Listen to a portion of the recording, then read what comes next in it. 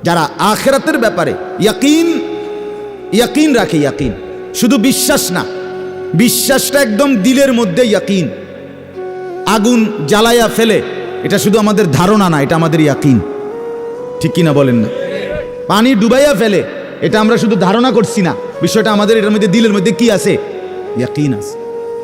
বরফের মধ্যে ঠান্ডা লাগে, এটা আমাদের ধারণা না, এটা আমাদের কি? ইয়াকিন। তার চাইতে বেশি ইয়াকিন আল্লাহ বলে যার অন্তরের মধ্যে আখিরাতের ব্যাপারে, সে মুত্তাকি, সে আমি আল্লাহর পক্ষ থেকে হেদায়েত প্রাপ্ত, সেই সফল, সেই জান্নাতি। ইয়াকিন পর্যায়ে থাকতো, মানে এক সেকেন্ড আমি যদি দুঃখে পড়তে পড়তে পড়তে জীবনের কোনো চাওয়া পাওয়া পূরণ নাও হয়, কিচ্ছু জীবনের আশা, কত সময় কত কিছু চাইছি, কিছুই পূর্ণ হলো না, খোদার কসম তবুও বিশ্বাস করতে হবে আল্লাহই সত্য, আখিরাতই সত্য। আবার পেতে পেতে আমি যদি গোটা দুনিয়াও পেয়ে যাই, তবুও আমাকে বিশ্বাস করতে হবে এটা স্থায়ী না, এটা কিছুক্ষণের, আমার আল্লাহই সত্য, আখিরাতই সত্য। যার কারণে সাহাবায়ে কেরামের মধ্যে যারা প্রচন্ড গরিব ছিলেন, ওনারাও শতভাগ বন্দিগি করছেন। সাহাবায়ে কেরামের মধ্যে যারা ভীষণ ধনী ছিলেন, তারাও শতভাগ বন্দিগি করছে। হযরত ওসমান রাদিয়াল্লাহু তাআলা আনহু ধনী ছিলেন। হযরত আব্দুর রহমান ইবনে আউফ রাদিয়াল্লাহু তাআলা আনহু অনেক বড় ধনী ছিলেন। 100 উট ওই জামানায়, নবীজির জামানায়, নবীজির ইন্তেকালের পরে এক সালানে 100 উট বোঝাই মাল হযরত আব্দুর রহমান ইবনে আউফের মদিনার বাজারে সালান ঢুকতো, পাইকারি মাল আসতো 100 উটে করে। সেই যুগে, আজ থেকে 1300 বছর 1400 বছর আগে, আপনি বলেন তো কি পরিমাণ ধনী ছিলেন তিনি। একদিন শুধু হযরত আয়েশা রাদিয়াল্লাহু তাআলা আনহা, নবীজির স্ত্রী, বলছিলেন, আব্দুর রহমান, তোমার এই বিপুল মাল এগুলার হিসাব দিতে দিতে তুমি তো হাসরের ময়দানে ফুলসিরাত পার হতে গিয়া তোমার কোমর বাঁকা হয়ে যাবে। আমরা কিতাবে পড়ছি সাহাবী আব্দুর রহমান ইবনে আউফ, ওনার উট 100 উটের মাল মদিনার বাজারে পাইকারি চালান নামাইতেছিল। তখন উনি এই সময় শুনছে এই কথাটা, ওনার কানে আসছে। সাথে সাথে সবাইকে ডেকে বলছে, ব্যবসায়ীদেরকে, বাজারের লোকদেরকে, তোমরা সবাই সাক্ষী থাকো, আমি আব্দুর রহমান আল্লাহকে কসম করে সাক্ষী রেখে বললাম, এই 100 উট বোঝাই মাল সহ আমি আল্লাহর রাস্তায় সদকা করে দিলাম। বিনিময়ে তবুও আমি কিয়ামতের দিন আখিরাতে ফুলসিরাত বাঁকা হইয়ে পার হইতে চাই না, সোজা হইয়া পার হইতে চাই। আখিরাত হারাইতে চাই না, পরকাল হারাইতে চাই না। দুনিয়া হারাইয়ে ফেললাম, দুনিয়া হারিয়ে ফেললাম। দুনিয়ায় কোনো লস নাই, কারণ দুনিয়া পুরাটাই লস। আলগা লস আবার কি থাকে? কথা বুঝেন নাই আপনি? দুনিয়া পুরাটাই কি লস, আলগা লস কি থাকে? বিশ্বাস করে 500 টাকা জাগাত লস খাইলাম না রে মিয়া, দুনিয়া পুরাটাই লস। সোফা এটা পুরাটাই লস, কারণ এটা কোনো আখিরাতে যাবে না। কথা বলেন না কেন? এই দামি বিল্ডিং এটা পুরাটাই লস, এটা যাবে না, এটা যাবে। কিন্তু সেজদা পুরাটাই লাভ। এটা একটা সেজদা দুনিয়াতেও কল্যাণ আনবে, আখিরাতেও জান্নাত আনবে। এটা লাভই লাভ, এটা লাভই লাভ। এজন্য সবাইকে বললাম, শুনেন সবাই, কিন্তু সবাই বদলায় না কা, এটা আপনার ভাবার দরকার। আপনি বদলাবেন কিনা সেটা ভাবার দরকার। সবাই লইয়া চিন্তা করলে একসাথে, যে যেদিন আমরার গ্রামের সবাই ভালো হবে, নামাজি হবে, সেদিন থেকে আমিও পড়মু, তাইলে হইতো না। আপনি জীবনও পারতেন, তাইলে পারতেন না। আপনি আগায় যাইতে হবে আলাদা, অন্যকে ডাকতে হবে আল্লাহর দিকে, কিন্তু নিজেকে বাদ দেওয়া যাবে না। নিজের জীবন গঠন করতেই হবে, নিজের জীবন। আমি আপনাদের সবাইকে বললাম এশার নামাজ পড়েন, এখন সবাই পড়লো না দেখে বুঝি আমি পড়তাম না। কথা বলেন না কেন? সবাই পড়ছে না দেখা আমিও পড়তাম না, এটা কথা? এটা কোনো যুক্তির কথা হলে উনি কথা বলেন। এই জন্য বললাম এটা গুরুত্বপূর্ণ। আমরা এটা বুঝি কম। আমরা শয়তানে বুঝাই দিছে, ইবলিসে, যে বলবি কি করমু, গ্রামের সবাই এটা কয়, 10-এর এটা মানুষের এইটা এই মানুষের উপরে বলে, সবাই বলছে, সবাই বললে কি হয়েছে? তাই বলে আপনি সবাই বলছে পানির ঝাঁপ দিতে, এজন্য আপনি পানিতে ঝাঁপ দিবেন? সবাই বলছে আগুনে পড়তে, এজন্য আপনি আগুনে পড়ে যাবেন? কোনো বাস যদি অ্যাক্সিডেন্ট হয়, 50 জন যাত্রীর মধ্যে যদি 49 জনও মারা যায়, আর একজন লোক যদি বুঝে সে বাঁচতে পারবে, বের হইতে পারবে, এই কারণে সে যে না 49 জন মরে গেছে, যেহেতু আমার আর বাচ্চা লাভ কি, আমিও মরে যাই, এটা নিয়ে কই বসে সে কি একা হলেও বাঁচতে চাইবে না? তাহলে আপনি জাহান্নাম থেকে বাঁচতে চাইবেন না কেন? সেটা কি আগুন না? সেটা কি এর চাইতে বড় বিপদ না? তো এজন্য কোরআনুল কারীমে আল্লাহ তাআলা বলছেন, প্রথমে সবার কথা বলার আগে বাই সিরিয়াল নবীজিকে, ইমানদারদেরকে সবার কথা বলছে, কিন্তু সবার আগে বলছে কু আনফুসাকুম। আগে এটা বলে নিছে, আগে নিজেকে বাঁচাও, এরপর ও আহলিকুম, পরিবারকে বাঁচাও, এরপর লিতুনদিরা আহলাল কুরা, লিতুনদিরা উম্মাল কুরা ওমান হাওলাহা, নিজ এলাকা এবং তার আশপাশের মানুষকে বাঁচাও, এরপরে বাঁচাও। তাহলে এটা পরে ধীরে ধীরে, আগে নিজেকে বাঁচাও, এরপর পরিবারকে বাঁচাও, ওয়া আনদির আশিরাতাকাল আকরাবিন, এরপর আত্মীয় স্বজনদেরকে বাঁচাও, এরপর মহল্লাবাসীকে বাঁচাও, এরপর গোটা পৃথিবীবাসীকে বাঁচাও। ধীরে ধীরে আগাও, ঠিক আছে, সেগুলোর মধ্যে কম বেশ হইতে পারে, কিন্তু নিজের ব্যাপারে এক বিন্দু ছাড় দিও না, নিজের ব্যাপারে কোনো কমতি করো না। এটা আল্লাহর চাহিদা। ইয়া আইয়ুহাল্লাযীনা আমানু আলাইকুম আনফুসাকুম, রব্বুল আলামিন বলেন, হে ঈমানদারগণ, আলাইকুম আনফুসাকুম, তোমরা প্রত্যেকেই তোমাদের নিজেদেরকে আঁকড়িয়ে ধরো। আলাইকুম আনফুসাকুম, নিজেকে মজবুত করে ধরো। লা ইয়াদুররুকুম মান দাল্লা ইযা ইহতাদাইতুম, আল্লাহ তাআলা বলেন যে যদি তুমি তোমাকে নিজেকে মজবুত করো, সাজিয়ে তোলো, গড়ে তোলো, আল্লাহ তাআলা বলেন এবার যদি গোটা পৃথিবী গুমরা হয়, খোদার কসম আল্লাহ বলেন তোমাকে আর কেউ পথভ্রষ্ট করতে পারবে না, পথভ্রষ্ট করতে পারবে। হযরত বাইজিদ বুস্তামি রাহমাতুল্লাহর জীবনীতে আমরা পড়ছি, উনি বলছেন আল্লাহ তাআলার মহব্বত আর মারেফাতের সাধনা করতে করতে আমার দিলের অবস্থা আলহামদুলিল্লাহ এক সময় এমন হয়েছে যে রাস্তার নারী আর রাস্তার দেওয়াল দুইটার মধ্যে আমার কাছে আলাদা কোনো পার্থক্য মনে হইতো না। আমাদের পাকিস্তানের বিশ্ববিখ্যাত দাঈ, দাওয়াত ও তাবলীগের মুরব্বী হযরত মাওলানা তারেক জামিল সাহেব দামাত বারাকাতুহুম বলেন, দীর্ঘ 25 বছর টানা পৃথিবীর কত দেশের আমি ঘুরছি, উনি সারা বিশ্ব ঘুরে প্রমাণ বয়ান করেন যে এই 25 বছরের ভিতরে আমি আল্লাহকে সাক্ষী রেখে বলতে পারি, একবারের জন্য আমার চোখ কোনো ভিন নারীর দিকে ইচ্ছা করে আমি তুলিনি। হ্যাঁ, আমার শায়েখ আরিফ বিল্লাহ আল্লামা মুফতি মুশতাকুন নবী কাসিমি হযরতের কাছে আমি শুনছি, হযরত বলছেন যে আল্লাহ তাআলার দয়া যে রাস্তায় বের হলে মহিলা রাস্তায় হাঁটে, আমার কখনো এটা মনেই হয় না। আপনি বলবেন হ এটি বুঝি কথা, হয় এটি কথা, এটাই কথা, এটাই কথা। আপনি বলবেন এটা বুঝি সম্ভব না, আপনি নিজের ব্যাপারে নাফরমানি করে নিজেরে নষ্ট করে ফেলছেন বইলা এখন সম্ভবটা আপনার কাছে বুঝে আসতেছে, তাহলে এটাই সম্ভব, এটাই সম্ভব।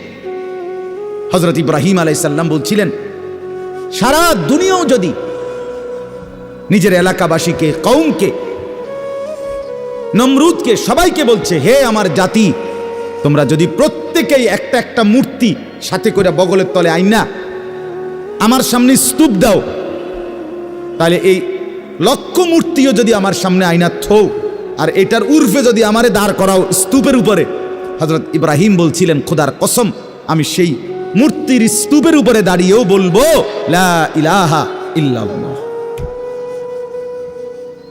লা ইলাহা, আল্লাহ ছাড়ার কোনো ইলাহ নেই, আমি আমার আল্লাহকেই ডাকবো।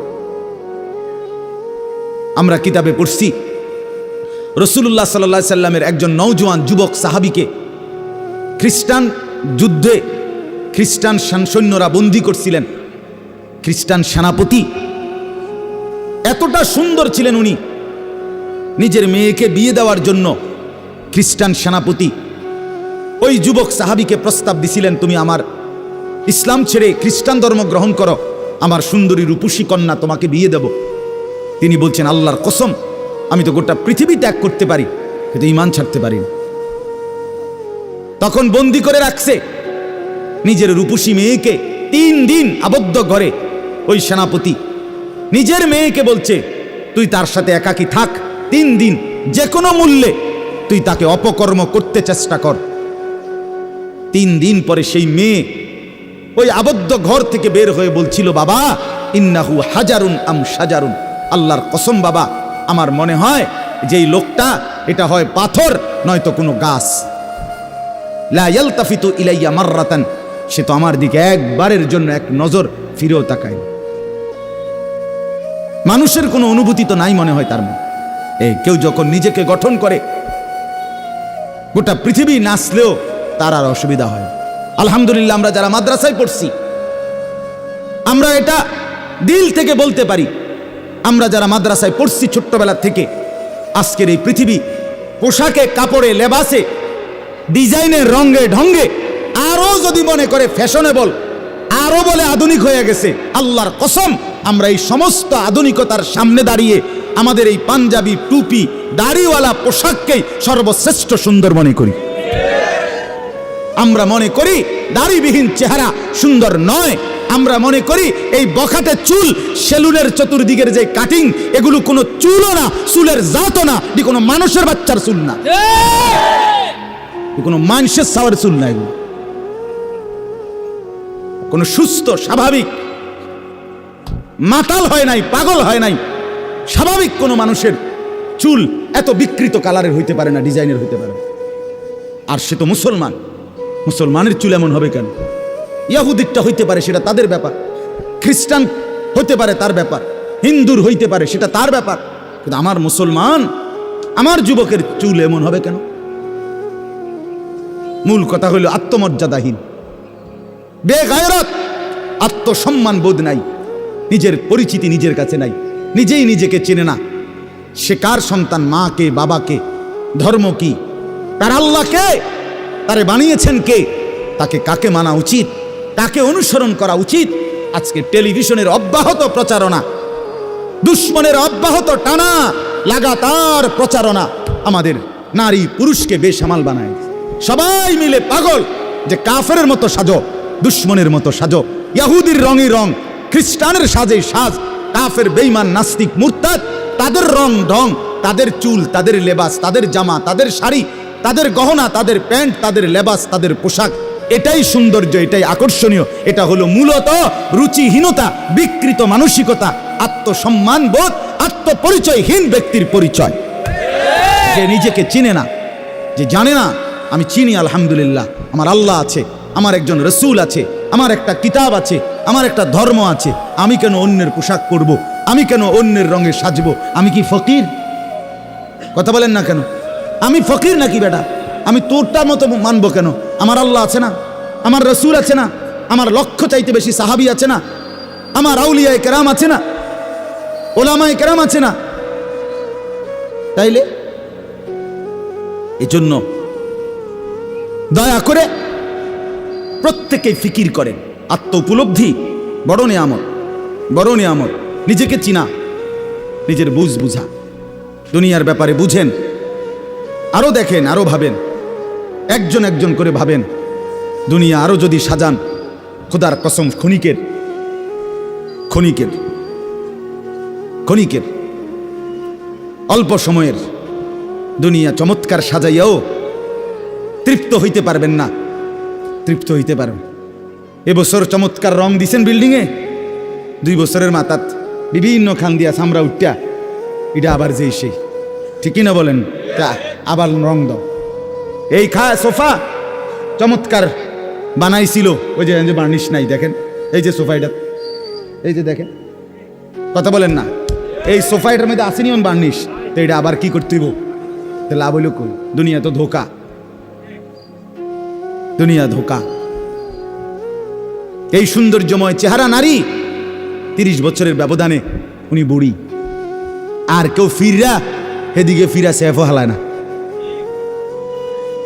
আজ যেই যুবতী, যেই বেহায়া নারী বেপর্দা মহিলা বাজারে বাজারে ঘুরতো, যৌবন আরে সেটা তার সম্পদ না, তারটা হইলে তো নিজের হইলে তো সে কখনোই বুড়া হইতো না। আল্লাহ তাআলা বলছে আমি যখন যৌবন শেষ করে দিলাম তো এখন আর কোন পুরুষ তার দিকে ফিররা থুতুও বালায় না,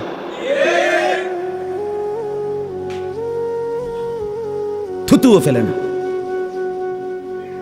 হায়াতের প্রত্যেক মুহূর্ত আল্লাহর দান। দুনিয়া অল্প ক্ষণিকের, দুনিয়ার প্রত্যেকটা অবস্থা পরিবর্তনশীল। এই যে বৃষ্টি হচ্ছিল এখন নাই, আবার একটু পরে হইতে পারে। এই যে অন্ধকারে ঢাকা এটা স্থায়ী না, একটু পরে আবার সকাল হবে। এই যে চমৎকার আলো এটা স্থায়ী না, একটু পরে আবার সন্ধ্যা হবে। এই তো হাসতেছে লোকটা, কিছুক্ষণ পরে আবার কাঁদবে। এই সুস্থ মানুষ কিছুক্ষণ পরে আবার ব্যারাম রোগ, এরই নাম দুনিয়া। ঘুরতে থাকে, পরিবর্তনশীল, স্থায়ী না। অল্প সময়, অল্প সময় দুনিয়া, অল্প কিছুক্ষণের। আখিরাত স্থায়ী, মৃত্যু পরবর্তী জিন্দেগি স্থায়ী, সেটা হবে। এটা যেহেতু হইছে ওইটাও হবে। এটা যিনি নিয়ন্ত্রণ করে সেটাও তিনি নিয়ন্ত্রণ করেন। আমাদের কারো ইচ্ছায় সন্ধ্যা হয় না, আমাদের কারো ইচ্ছায় ভোর হয় না। তাহলে বোঝা গেল আলাদা কেউ নিয়ন্ত্রণ করে, তিনিই বলছে আখিরাত হবে। কাজে এটা যেহেতু হইছে সেটাও হবে। কথা বলেন না কেন? হ্যাঁ বলে বাসর রাত যত আকর্ষণীয় রাতই হোক ভোর হয়ে যায়, জেলখানার রাত, ফাঁসির রাত যত মুসিবতেরই হোক ভোর হয়ে যায়। দুনিয়া এক অবস্থায় থাকে না, এক হালাতে থাকে না বাপ। এজন্য ছেলেদেরকেও বলি বাপ, জিন্দেগি সুন্দর করো। তোমার এই হাসি থাকবে না, তোমার এই সুস্থ সুন্দর সুঠাম দেহ থাকবে না। আমি কালকেও আমার শায়েখ আরিফ বিল্লাহ হাকিমুন নাফস আল্লামা মুফতি মুশতাকুন নবী কাসিম হুজুর গতকালকে পাবনা গেছেন। তো আমি এর আগে আমি গেছি, হুজুরকে বলছিলাম, আমি আপনার মাহফিলও বলছি, আমি পাবনা মানসিক হাসপাতালেই গত মাসে দেখতে গেছিলাম, দেখছিলাম বয়ানের পরে। ওই যে বাংলাদেশের সবচেয়ে বড় মেন্টাল হসপিটাল যেটা পাবনা না, এটা ওটা আমি দেখছি ভিতরে ঢুকে। আসর থেকে মাগরিব লম্বা টাইম ওয়ার্ডে ঘুরে ঘুরে আমারে দেখাইছে। তা আমি যদি 500 পাগল দেখে থাকি তার মধ্যে 490 জন হইল জোয়ান, 490 না 495 জন হইল যুবক। বুড়া দেখছি না 2 জন বা 3 জন, বুঝছেন? সব যুবক। হ্যাঁ, এই জন্য বাপ যে মাদকাসক্ত পুনর্বাসন কেন্দ্র যেগুলোর মধ্যে ড্রাগে যারা মাদকে আসক্ত হয়, যাদেরকে চিকিৎসা দেয়, এগুলোর মধ্যে ঘুরে দেখে আসো। সব কি 90 বছরের বুড়া? কথা বলেন না কেন? সব যুবক, সব যুবক। যেখানে সবচেয়ে অত্যাধুনিক বাড়ি, দালান, বিল্ডিং বেশি, সবচেয়ে সম্পদশালী বেশি, আপনি সেরকম প্রত্যেকটা শহরে প্রতিটা জায়গায় দেখবেন ওই জায়গায় সবচেয়ে দামি ভিআইপি এলাকা যেখানে, ওইখানে মাদকাসক্ত পুনর্বাসন কেন্দ্র বেশি। আমি নিজে দেখে আইছি। আমাদের কুমিল্লাতেও সবচেয়ে গুরুত্বপূর্ণ, সবচেয়ে বেশি এলিটরা যে জায়গায় থাকে, আমি নিজে ওইখানে বয়ানে যতবারই গেছি, যেদিক দিয়ে তাকাই দেখি মাদকাসক্ত পুনর্বাসন কেন্দ্র বেশি। ধনির দুলাল, সোনার চামচ মুখে দিয়ে যে জন্ম নিছে, রাজপ্রাসাদার অট্টালিকায় যে চোখ মেলছে, আহা, সম্পদ আর প্রাচুর্য কিছুরই অভাব ছিল না, কিন্তু আখলাক আর চরিত্র নষ্ট করে মদে আসক্ত হয়ে, নেশায় আসক্ত হয়ে জিন্দেগি শেষ করে দিছে, শেষ করে দিছে। রাসূলুল্লাহ সাল্লাল্লাহু আলাইহি সাল্লাম বলছেন, মান শারিবাল খামর, যে মদ খায়, নেশা করে, তার 1 নাম্বার লানত হইল তারাকাস সালাহ, সে নামাজ ছেড়ে দেয়। 2 নাম্বার লানত জঘন্য, নবীজি বলছে, আহা, বলতেও লজ্জা, নবীজি বলছে মাদকাসক্ত যে তার পরিণতি হলো সে খুব দ্রুত গতিতে, অচিরেই, অল্প সময়ের ভেতরেই সে সবচেয়ে ঘনিষ্ঠ আপনজন, তাদের সাথে আপনজন নারী, তাদের সাথে জিনা আর ব্যভিচার করতে উদ্যত হয়। সে আপনজনের গায়ে ছোবল দেয়। হ্যাঁ, এজন্য জিন্দেগি গঠন করা, দুনিয়া নিয়া খুব বেশি মাতামাতি চলতেছে, খুব বেশি দুনিয়া সাজাইতেছে সবাই। সুন্দর গাড়ি, সুন্দর বাড়ি, সুন্দর পার্ক, সুন্দর হোটেল, সুন্দর রেস্তোরাঁ, সবার চেষ্টা দুনিয়া লোভনীয় করা। একটা বোরখা গায়ে দিবে নারী, এটার উপরে সে ডিজাইন করতে করতে এটার আর বোরকার মেন যে অস্তিত্ব এটার নাই। এটার মধ্যে এই পরিমাণ রং ঢং লাগাইছে, এবারে এটার মধ্যে বোরকা কোনটা এটার খুঁজে পাওয়া যায় না। অসভ্যতা। মানে একটাই মাকসাদ, নিজের দেহ দেখাও, আবার কাপড়ের রং ঢংও দেখাও। তাহলে হায় বোন, তোমার পর্দা কোনটারে বলে? তাইলে পর্দা কোনটাই বলে? যদি বেড়াই ঘাস খায় তো সেই বেড়া দিয়ে লাভ কি? যদি বোরকাই রঙ্গিলা হয়, বোরকার মধ্যে যদি ফুল টুল লাল নীল রঙ্গিলা হয়, তো সেটাও তো পুরুষ লোভের দৃষ্টিতে দেখবে, তো ঢাকবে কি? কে কারে ঢাকে তাইলে বলে? এজন্য দয়া করে প্রত্যেকেই, ছেলেদেরকেও বললাম, বাবাদেরকেও বললাম, মা বোনকেও বললাম, প্রত্যেকেই দুনিয়ার মোহ কমান। দুনিয়া অল্প কিছুক্ষণ, দুনিয়া কতক্ষণ বলেন না? আখিরাত স্থায়ী, আখিরাত স্থায়ী। দুইটা মিলান একসাথ করে। দুনিয়া বাদ দিতে বলি না, দুনিয়া বাদ দিয়েন না। বাজার আমরাও করি, দুনিয়া বাদ দিতে বলি নাই, আখিরাত বাদ দিতে নিষেধ করছি। দুনিয়া বা অনেক মানুষের কইলে কয়, হ্যাঁ তাইলে কি এ হুজুর্গ কথা ধইরা বাজার সদাইর আয় রোজগার ইনকাম সব থুইয়া আল্লাহ বিল্লাহ করতে বললো নাকি? আমনের এটা আমরা কইছিনি কোনোদিন। তাহলে আপনি ফাজিলি কথা বললেন কেন বলেন? আখিরাত মানে কি? জঙ্গলে চলে যাওয়া। আখিরাত মানে কি? সুন্দরবনে চলে যাওয়া। আখিরাত মানে কি? পাহাড়ের উপরে উঠে যাওয়া। তো তাইলে আপনারা বাদ দিতে বলছে কে? স্ত্রী, পুত্র, পরিজন, ছেলে মেয়ে, বাজার, ব্যবসা সবই আছে, কিন্তু সাথে আল্লাহকে রাখেন, আখিরাতকে রাখেন, পরকালকে রাখেন, বাজারও করেন, নামাজও পড়েন। কথা বলেন না?